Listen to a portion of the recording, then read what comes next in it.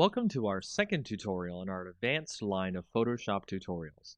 This time we'll talk about some features that are similar to curves, but do things in a more individual way. Brightness, contrast, and exposure. Just like before, we'll start out with our image available. As before, we could alter the image from the image drop-down and brightness and contrast under the adjustments, but we'll create a new layer using Layer, New Adjustment Layer, then brightness and contrast. That way we can adjust without permanently changing the image. Once in the adjustment layer, we can see that we have a brightness slider and a contrast slider.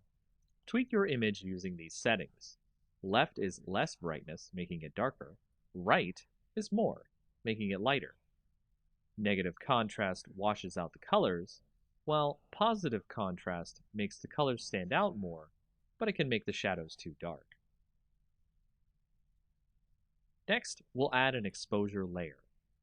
Go to Layer, New Adjustment Layer, then Exposure Layer. Doing this, you can see we have more sliders here. The exposure slider going from negative to positive can darken and lighten the image much like the previous layers.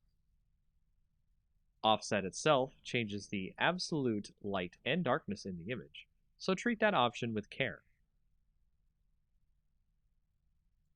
Gamma correction allows you to add and subtract gamma, general lighting, to the entire image. It starts out at 1, and going left adds more gamma, while going right subtracts gamma.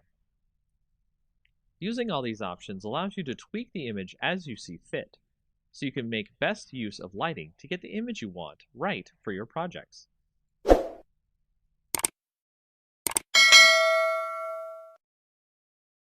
We'll be talking about the hue and saturation layer, which works similar to our other layer and adjustment tutorials. Here I have my own image open from before. To set up a hue and saturation layer, just like before, we'll go to Layer, New Adjustment Layer, then put a new hue and saturation layer down on top of the original image. So with hue and saturation, we can see that we can adjust the layer's colors, hue. The saturation, how deep the colors are, or how light they are, to grayscale, or lightness.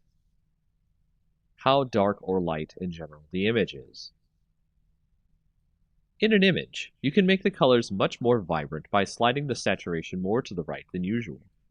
Here we can see our coffee image stand out much more visually. And if we change the hue towards more of a red spectrum, we can get the coffee image to be very strong in color indeed. Use the lightness slider to make sure that things aren't too bright, as extremely vibrant color can be akin to looking into the sun for some viewers of your images. That's all for this tutorial, as you can change images you see fit to make them pop.